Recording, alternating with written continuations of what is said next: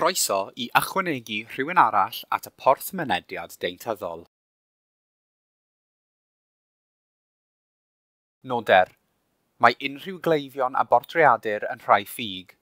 Ni fwriedir unrhyw gysylltiad gyda phersonau go iawn, byw neu farw, ac ni ddylid tybio bod unrhyw gysylltiad o'r fath.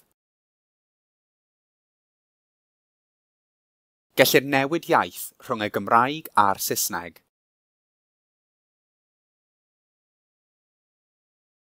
I wneud cais ar ran rhywun arall, dywyswch rhywun arall.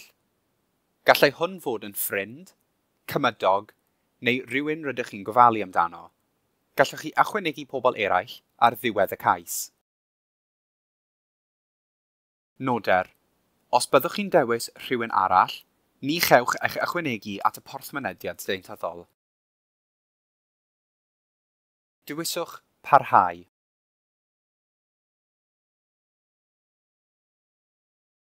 Mae'r gwasanaeth hwn ar gyfer ychwanegu cleifion at y Porth Mynediad Deintyddol, lle bydden nhw'n aros ar restr am ddeintydd sydd ar gael. Nid yw ar gyfer triniaeth frys. I gael ei hychwanegu at y Porth Mynediad Deintyddol, rhaid i'r person rydych chi'n gwneud cais ar ei rhan, fod heb dderbyn triniaeth deintyddol arferol gan y gig yng Nghymru yn y 4 blynedd diwethaf, fod yn byw mewn cyfeiriad yng Nghymru am fwy na 6 mis o'r flwyddyn, neu fynychu practis meddyg teulu yng Nghymru.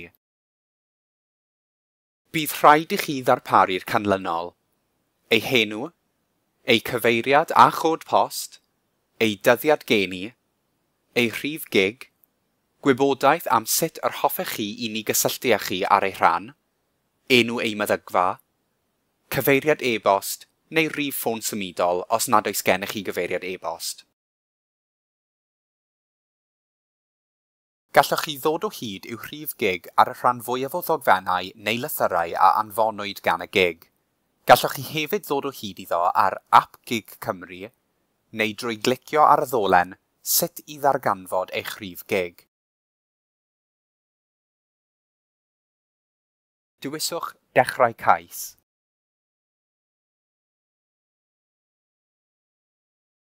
Mae neges triniaeth frys yn cael ei harddangos. Noder. Nid yw'r gwasanaeth hwn ar gael ar gyfer triniaeth deintyddol mewn argyfwng. Mae angen asesu a thrin argyfyngau deintyddol yn gyflym. Gall defnyddio'r ddolen gig 111 Cymru ar-lein neu ffonio 111 eich helpu I ddod o hyd I wasanaeth deintyddol y tu allan I oriau yn eich ardal chi. Os nad yw hyn yn argyfwng, dywyswch nid oes angen triniaeth deintyddol frys arnynt. Dywyswch I ychwanegu eich enw cyntaf ac cyfenw ac yna parhau.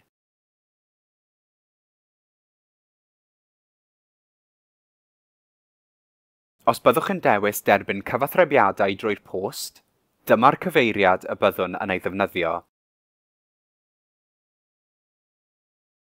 Dywyswch I ychwanegu eich llinell cyfeiriad 1. Mae llinell cyfeiriad 2 yn ddewisol, a thref neu ddinas. Dywyswch sir o'r rhestr.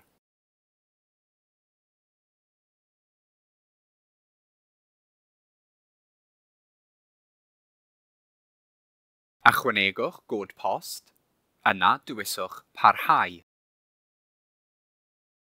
Gall eich cyfeiriad e-bost gael ei ddefnyddio I fewngyfnodi eto a gwirio statws y cais. Bydd hefyd yn gadael I ni gysylltu â chi mewn perthynas â'r cais hwn. Rhowch eich cyfeiriad e-bost. Os nad oes gennych chi gyfeiriad e-bost, gadewch y blwch hwn yn wag.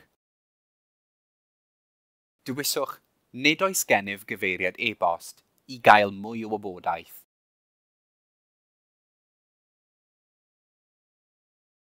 Dywyswch parhau.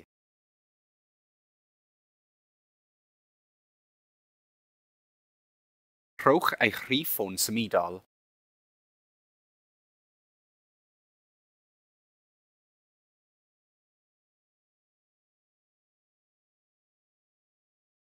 Dewiswch, hoffwn i chi gyfathrebu ym mi ar ffôn llinell dir, mwyn ychwanegu rhif ffôn llinell dir hefyd. Noder. Os nad ydych chi wedi darparu cyfeiriad e-bost na rhif ffôn symudol, gallwch gysylltu â'ch bwrdd iechyd i reoli eich manylion. Dewiswch parhau. Dewiswch sut yr hoffech chi i ni gysylltu â chi. Dewiswch parhau.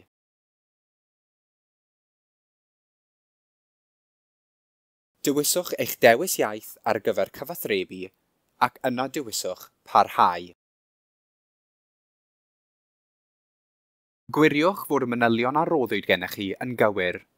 Dyma eich manylion cyswllt. Dewiswch newid wrth ymyl unrhyw eitem i ddychwelyd i'r sgrin honno i olygu eich manylion. Dewiswch parhau.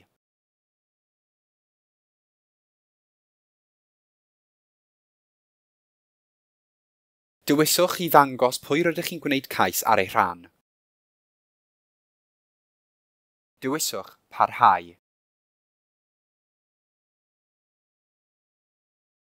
Ychwanegwch enw cyntaf a chyfenw'r person rydych chi'n gwneud cais ar ei rhan. Dewiswch parhau.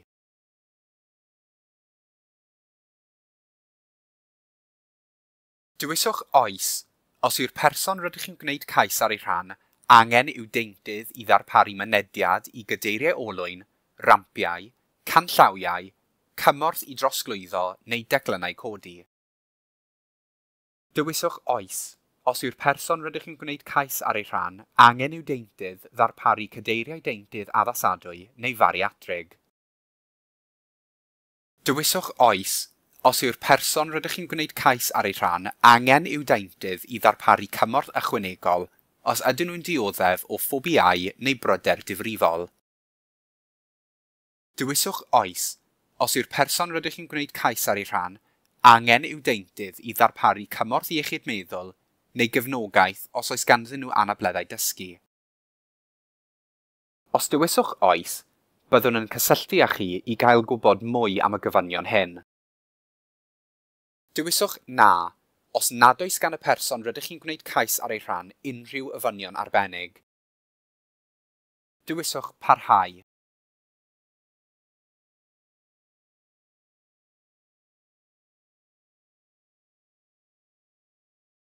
Dewiswch ydyn os ydyn nhw wedi cael triniaeth deintyddol arferol y gig yng Nghymru o fewn y 4 blynedd diwethaf. Hynny yw, ers y dyddiad y nodir. Noder. Nid ydynt yn gwmwys ar gyfer y gwasanaeth hwn os ydynt wedi cael triniaeth deintyddol arferol y gig yng Nghymru o fewn y 4 blynedd diwethaf. Dylech chi gysylltu â'r practis deintyddol a gwnaethon nhw ymweld ag ef ddiwethaf a gofyn am apwyntiad. Dewiswch na os nad ydyn nhw wedi derbyn triniaeth. Dewiswch parhau. Dewiswch na os nad ydyn nhw'n byw yng Nghymru am o leiaf 6 mis bob blwyddyn. Yna, dewiswch parhau.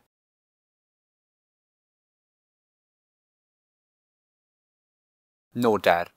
Bydd angen iddyn nhw gyfrestru gan ddefnyddio cyfeiriad yng Nghymru, neu fod wedi cyfrestru gyda meddyg teulu yng Nghymru i ddefnyddio'r Porth Mynediad Deintyddol.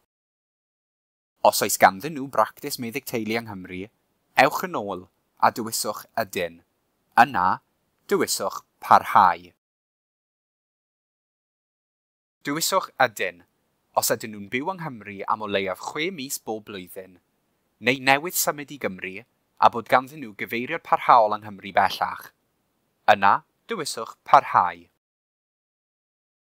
Dewiswch ydyn os ydyn nhw'n astudio yng Nghymru ac wedi diweddaru eu cyfeiriad a phractis meddyg teulu i ble maen nhw'n byw tra'n astudio. Yna, dewiswch parhau. Ychwanegwch ei dyddiad geni yn y fformat dydd, mis, blwyddyn, blwyddyn, blwyddyn, blwyddyn, fel yr enghraifft a ddangosir. Yna, dewiswch parhau. Dewiswch ydw, a rhowch ei rhif gig os ydych yn ei wybod. Fel arall, dewiswch nac ydw. Os dewisir nac ydw, byddwch chi'n cael dolen dewch o hyd i'ch rhif gig, sy'n agor mewn tab newydd. Mae'n bosibl y gallwch chi hefyd ddod o hyd i'w rhif gig ar lythyr gan y gig, fel prescription neu lythyr apwyntiad, neu yn ap Gig Cymru os ydyn nhw'n ei ddefnyddio. Unwaith y byddwch chi wedi cael ei rhif gig, caiwch y tab hwn i ddychwelyd i'r Porth Mynediad Deintyddol. Dewiswch ydw a rhowch ei rhif gig.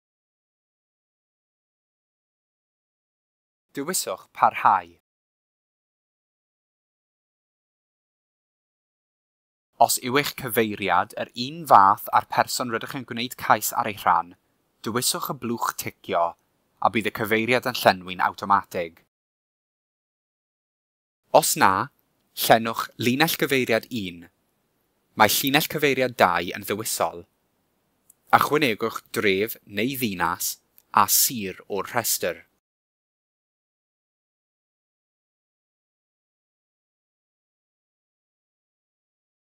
Ychwanegwch god post, yna dewiswch parhau. Defnyddiwch y saeth i ddewis ei practis meddyg teulu o'r restr.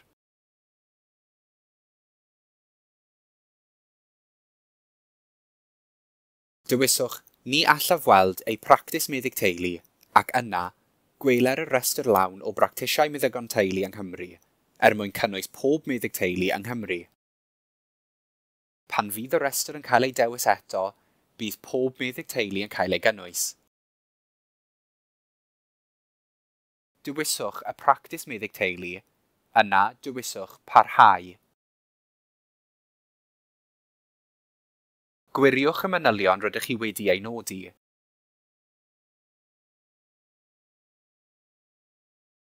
Dewiswch newid wrth unrhyw beth sydd angen ei newid.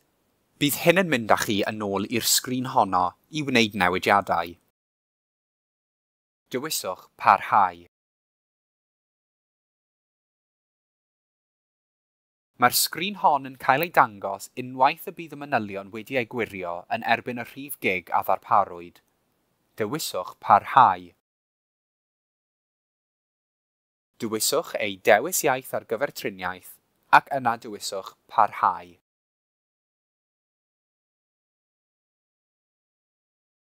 Pa mor bell gallen nhw deithio mewn milltiroedd i gyrraedd deintydd? Rhowch ffigur a dewiswch parhau. Ydyn nhw'n dibynnu ar drafnidiaeth cyhoeddus? Dewiswch naill ai ydyn, neu na, yna dewiswch parhau. Gwiriwch fod y manylion a gwnaethoch chi ei darparu yn gywir cyn i chi ei cyflwyno, a dewiswch newid os oes angen. Os oes angen i chi wneud newid, byddwch chi'n dychwelyd i'r sgrin honno i wneud eich newidiadau. Yna, dewiswch parhau. Dewiswch ei hychwanegu at y Porth Mynediad Deintyddol. Mae'r person rydych chi'n gwneud cais ar ei rhan wedi ei ychwanegu at y Porth Mynediad Deintyddol. Bydd e-bost cadarnhau yn cael ei anfon atoch. Defnyddiwch y cyfeiriad e-bost neu rhif ffôn a ddarparwyd gennych i fewn gofnodi eto i'r Porth Mynediad Deintyddol i reoli manylion a gwirio cynnydd. Diolch.